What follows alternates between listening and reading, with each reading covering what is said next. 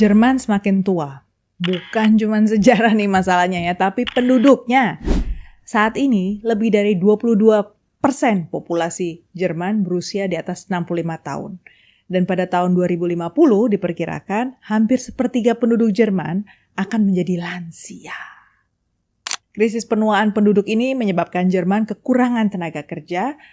Mereka juga mengalami tekanan dalam sistem pensiun dan nah ini kita bicarakan yuk, pelemahan kekuatan militer. Tapi apakah kondisi Jerman yang menua ini juga efeknya nanti ujung-ujungnya menggeser keseimbangan kekuatan global dari Jerman pada yang lain? Yuk, luruskan. Jangan lupa kasih like, subscribe. Terutama kalau kamu suka ya, kita ngangkat isu-isu global seperti ini. Dan jangan lupa tonton sampai habis.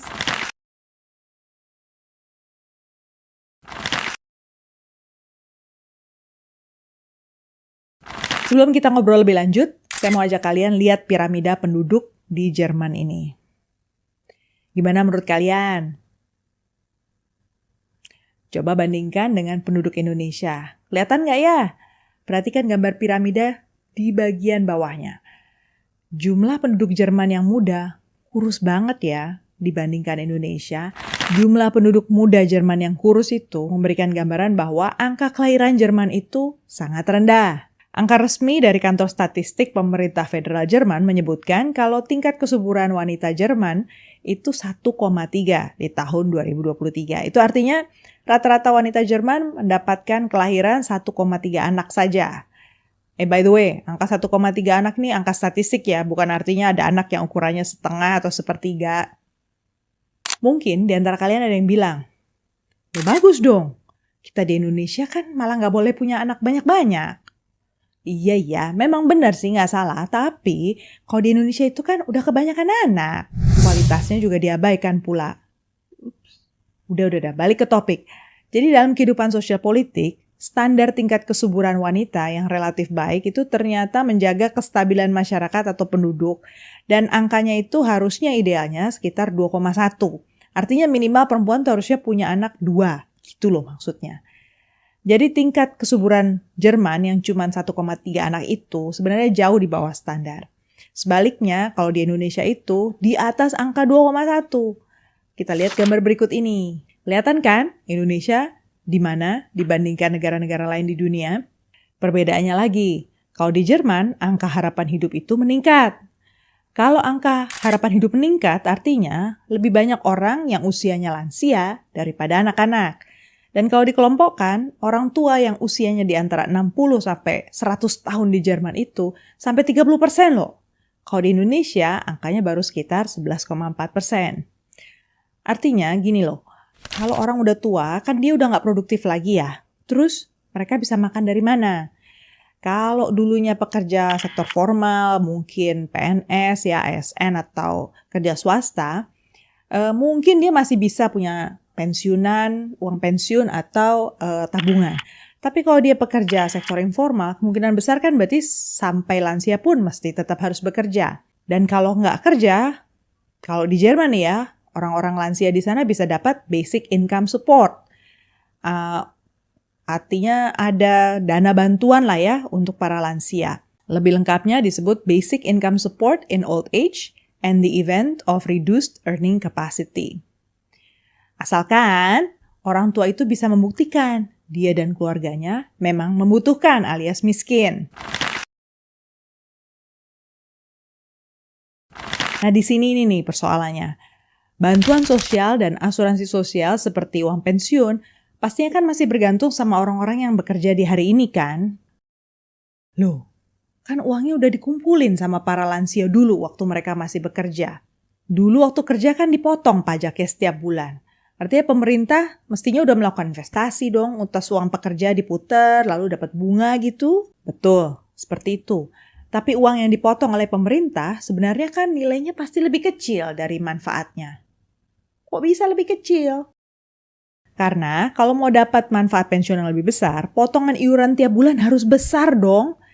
Kalau potongan tiap bulan besar pun, berapapun uang yang terkumpul, ujung-ujungnya pasti kecil. Soalnya apa? Kan ada inflasi, harga kebutuhan bakalan naik terus. Untuk menambah kekurangan atas dana pensiun itu, maka akan diambil tuh setoran potongan pensiun dari pekerja yang masih bekerja saat ini.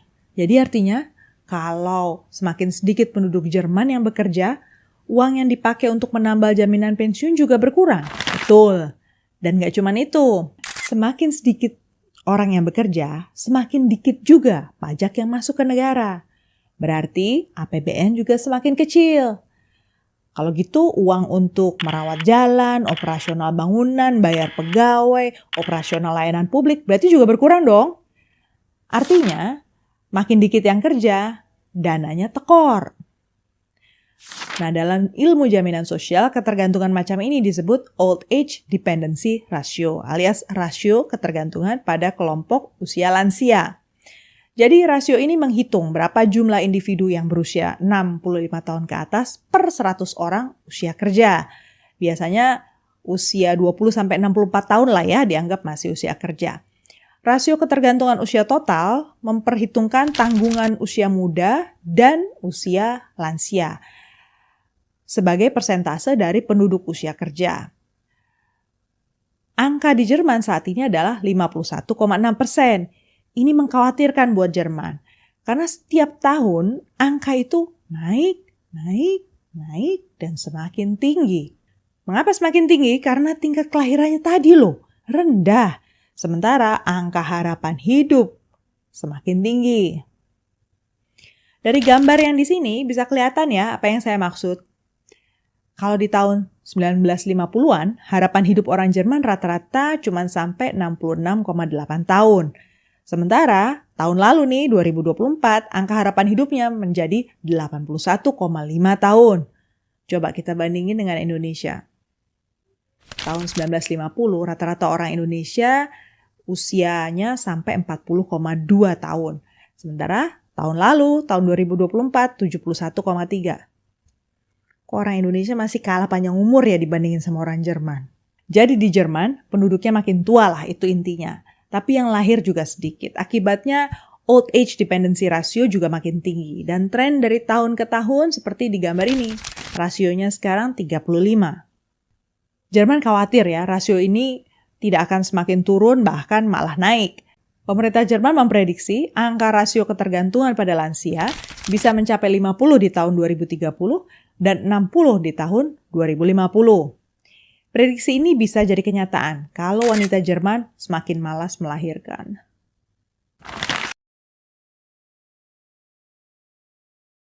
Nah, kita masuk ke bagian yang menarik nih. Karena populasi yang menua, bisakah pengaruh kekuatan militer Jerman juga diprediksi melemah? Sehingga efeknya nanti kekuatan global Jerman juga terpengaruh.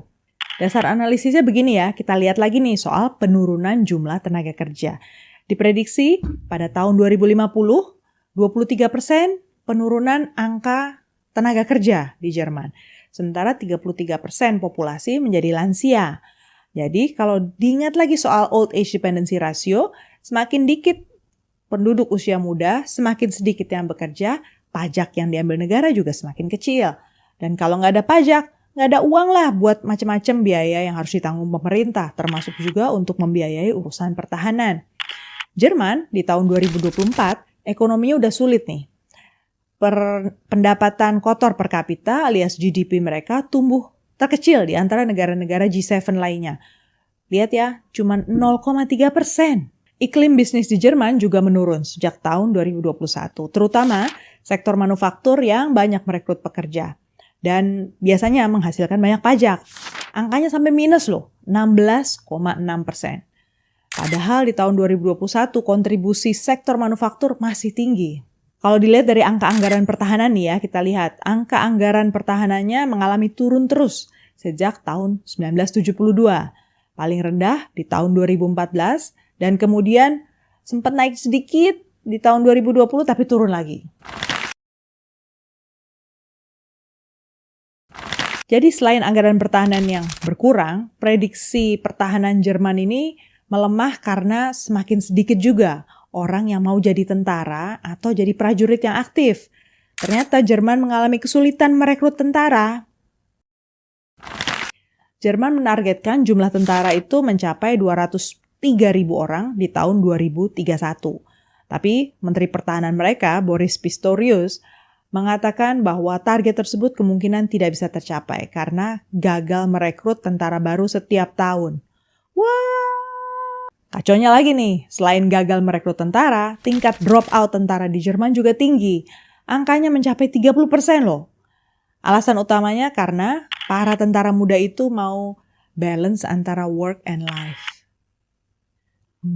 Ternyata hidup terjamin di negara kaya negatifnya juga ada ya pada pilih-pilih kerjaan.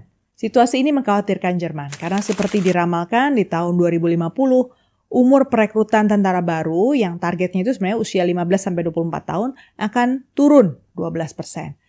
Artinya semakin sedikit anak muda yang bisa direkrut sebagai tentara.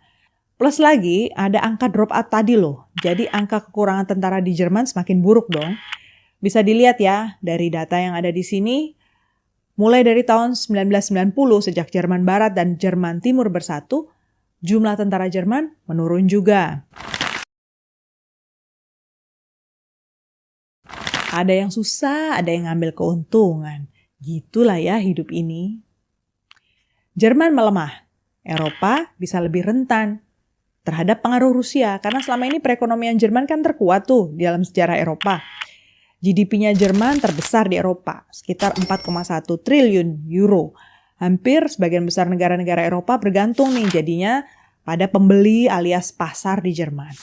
Jadi kalau perekonomian Jerman mengkerut, mengecil, perekonomian negara-negara Uni Eropa berarti bakal kena imbas juga dong. Selain itu, negara lain yang lagi aktif-aktifnya melebarkan sayap, Cina nih ya, mungkin akan memanfaatkan kesulitan ekonomi Jerman ini untuk menegosiasikan bentuk-bentuk baru term kerjasama yang lebih menguntungkan buat Cina. Singkatnya ginilah, si krisis penuaan di Jerman ini ternyata bukan cuma masalah domestik, bukan masalah demografi aja, tapi bisa mengubah keseimbangan kekuatan Jerman di dunia. Terus apa solusinya? Jerman saat ini mencoba 2 strategi. Pertama, mereka mencoba menambah imigran. Jerman membuka pintu selebar-lebarnya buat imigran datang bekerja di Jerman. Imigran ini terutama berasal dari negara-negara Uni Eropa yang lain. Sesama sana kan orang sana bisa bergerak bebas ya tanpa hambatan. Dan ternyata peminat bekerja di Jerman saat ini yang tertinggi itu dari Polandia, disusul Turki dan Rusia. Ternyata kalau dilihat pekerja migran Rusia itu 3 terbanyak ya di Jerman. Pantas saja banyak orang Jerman yang mendukung Rusia dalam perang Ukraina-Rusia. Strategi yang kedua dari Jerman, mereka juga menaikkan usia pensiun. Jadi orang-orang Jerman diminta untuk lebih lama bekerja. Batas usia pensiun dinaikkan. Ini yang menarik nih. Kalau di Indonesia usia pensiun kan 59 tahun. Kalau di Jerman usia pensiun 67 tahun. Jadi kalau mau pensiun dini pun ternyata ada penaltinya tuh. Nanti manfaat uang pensiunnya dikurangi 0,3%. Nah gitulah ya. Artinya lesson learn-nya apa sih buat Indonesia? Kalau menurut saya berarti orang Indonesia tuh bener-bener deh harus punya sistem jaminan sosial yang benar. Pensiunnya juga jangan dikorup. Terus kalau kita bicara soal lansia, yang benar lah kita harus menata betul nih urusan keseimbangan antara orang yang masih bekerja dengan mereka yang pensiun. Nggak bisa dianggap remeh lah. Dunia ini ternyata benar-benar lagi nggak stabil-stabil aja ya. Negara yang sistem jaminan sosialnya udah rapi kayak di Jerman pun ternyata masih bisa terguncang pengaruhnya gara-gara demografinya berubah. Nah, kamu sebagai orang Indonesia kalau udah tahu begini, pengen bilang apa tuh sama pemerintah? Apa yang kira-kira harus disiapkan oleh pemerintah supaya kita nggak sampai mengalami yang dialami oleh Jerman itu? Tulis ya komentar kamu di kolom di bawah ini. Terima kasih loh sudah nonton sampai selesai. Semangat!